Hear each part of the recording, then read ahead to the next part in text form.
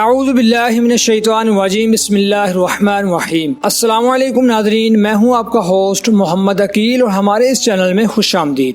ناظرین کرام، آج کی اس ویڈیو میں ہم آپ کو بتائیں گے کہ ناخن کس دن کاٹنے چاہیے اور انہیں کس دن کاٹنے سے منع کیا گیا ہے اور کس طرح سے کس ترتیب سے اسے کاٹنے کا حکم دیا گیا ہے۔ ایک شام عشاء کی نماز کے بعد حضرت علی اپنے گھر کی طرف جا رہے تھے کہ راستے میں وہ دیکھتے ہیں کہ ایک شخص اپنے ناخن کاٹ رہا تھا۔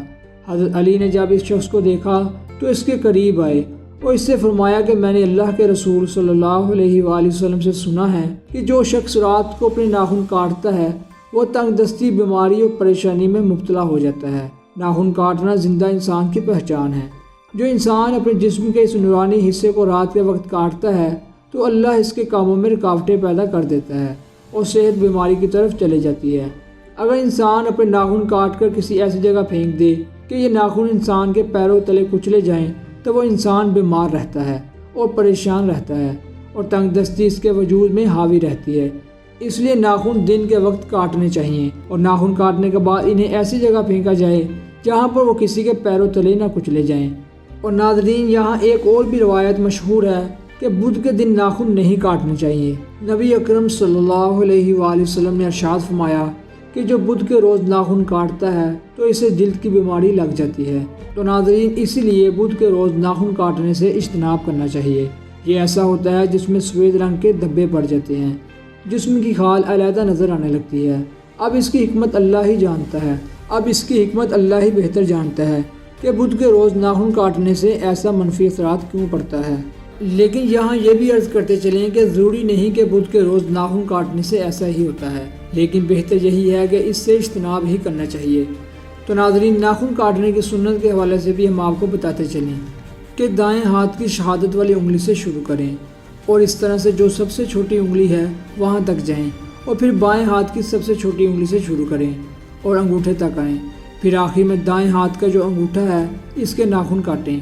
اسی طرح دائیں پاؤں کی جو سب سے چھوٹی انگلی ہے وہاں سے شروع کر کے انگوٹھے تک جائیں، پھر بائیں پاؤں کے انگوٹھے سے چھوٹی انگلی تک جائیں اور اسی ترتیب سے ناخن کاٹے جائیں۔ اور یہی طریقہ حضور اکرم صلی اللہ علیہ وآلہ وسلم کے ناخن تراشنے کا تھا۔ اور ایک روایت میں ہے کہ ناخن جمعہ کے دن نماز سے قبل کاٹنا سنت ہے۔ رسول اللہ صلی اللہ علیہ وآلہ وسلم جمعہ کے دن ناخن تراشتے تھے۔ اور روایت میں یہ بھی ہے کہ جو جمعہ کے دن ناخن کاٹے اگلے جمعہ بلاؤں سے اللہ تعالیٰ اس کو پناہ دے گا۔ جمعے کے روز انسانوں کو ناخن کاٹ لینے چاہیے۔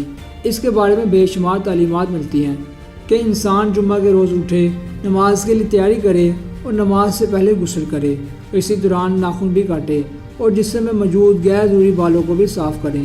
اور اسی طرح عید الاضحیٰ کے بارے میں بھی کہا گیا ہے کہ جب یکم ذوالحج ہو جائے تو اس سے پہلے یہ کام کر لینا چاہیے اور اس سے پہلے ناخن کاٹ لینے چاہیے۔ کہا جاتا ہے کہ عید کی نماز اور قربانی کے بعد حجامت کروانی چاہیے، ناخن کاٹنے چاہیے، قربانی کے بعد یہ چیزیں کرنی چاہیے۔ اور ذی الحج کا چاند نظر آنے سے پہلے بھی آپ کاٹ سکتے ہیں اور جب نظر آ جائے تو اس کے بعد ناخن نہیں کاٹنے چاہیے۔ اس کا بہت زیادہ ثواب ملتا ہے۔ جو انسان قربانی دینے کی طاقت نہ رکھتا ہو اور ذی الحج کا چاند دیکھ کر وہ بال اور ناخن نہ کاٹے تو اس کو بھی قربانی دینے والے کے برابر ثواب ملتا ہے۔ کہ ضروری نہیں ہے کہ جس نے قربانی کرنی ہے وہی یہ کام کرے، اگر جس نے قربانی نہیں بھی کرنی ہو تو وہ بھی اس کو فالو کرے تو اس کو بھی اس کا ثواب ملتا ہے۔ اور مختصر یہ کہ جب آپ جمعے کی نماز سے پہلے صفائی کا اہتمام کرتے ہیں تو بہت اچھی تیاری کریں، جس کے حوالے ہمیں سنت سے بھی ملتے ہیں۔ اور ہم آپ صلی اللہ علیہ وآلہ وسلم کی زندگی دیکھیں تو اس سے بھی ہمیں بہت کچھ حاصل ہوتا ہے۔ حضور اکرم صلی اللہ علیہ وآلہ وسلم جمعہ کے دن خاص طور پہ تیاری کرتے تھے، اس لیے ہمیں بھی چاہیے کہ ہم جمعہ کے روز اپنے ناخن کاٹ لیں۔ اللہ کے نبی حضور اکرم صلی اللہ علیہ وآلہ وسلم کی زندگی سے ہمیں یہی پیغام ملتا ہے اور ہمیں اسی کو فالو کرنا چاہیے۔ تو ناظرین، اس ویڈیو میں ہم نے آپ کو ناخن کاٹنے کا سنت طریقہ بتایا ہے اور ساتھ ہی ساتھ جیسے مختلف قسم کی باتیں کی گئیں کہ کس روز ناخن کاٹنے چاہیے۔ جیسے کہا جاتا ہے کہ بدھ کے روز ناخن نہیں کاٹنے چاہیے، اس عمل سے بھی ہم نے آپ کو آگاہ کیا اور ساتھ ہی ساتھ ذی الحج کے مہینے کے حوالے سے بھی ہم نے آپ کو بتایا کہ اس ماہ یہ چیزیں نہیں کرنی چاہیے۔